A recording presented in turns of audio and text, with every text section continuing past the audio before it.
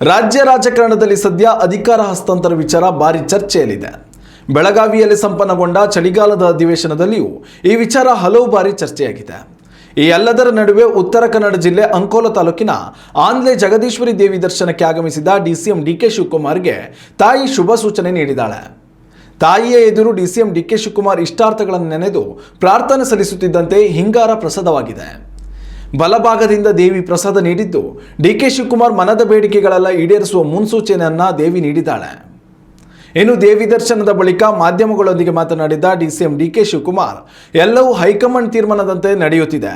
ಹೈಕಮಾಂಡ್ಗೆ ಒಲವು ಇದ್ದ ಕಾರಣದಿಂದಲೇ ಸಿದ್ದರಾಮಯ್ಯ ಸಿಎಂ ಸ್ಥಾನದಲ್ಲಿ ಮುಂದುವರಿಯುತ್ತಿದ್ದಾರೆ. ನನ್ನ ಹಾಗೂ ಸಿದ್ದರಾಮಯ್ಯ ನಡುವೆಯೂ ಸ್ಪಷ್ಟ ಒಪ್ಪಂದವಾಗಿದೆ. ಅದನ್ನು ನಾನಿಲ್ಲಿ ಹೇಳಲಾರೆ. ಹೈಕಮಾಂಡ್ ನಿರ್ಧಾರಕ್ಕೆ ತಲೆಬಾಗಿ ನಡೆದುಕೊಳ್ಳುತ್ತಿರುವೆ ಎಂದಿದ್ದಾರೆ. ಉತ್ತಮ ಸಂಸ್ಕಾರಯುತ ಶಿಕ್ಷಣದೊಂದಿಗೆ VSS English medium CBSE school Udupi Muddur. ನರ್ಸರಿಯಿಂದ 10ನೇ ತರಗತಿವರೆಗೆ ಶಿಕ್ಷಣದ ಜೊತೆಗೆ 5ರಿಂದ 10ನೇ ತರಗತಿವರೆಗಿನ ವಿದ್ಯಾರ್ಥಿನಿಯರಿಗೆ ಉತ್ತಮ ಹಾಸ್ಟೆಲ್ ಸೌಲಭ್ಯವೂ ಇದೆ.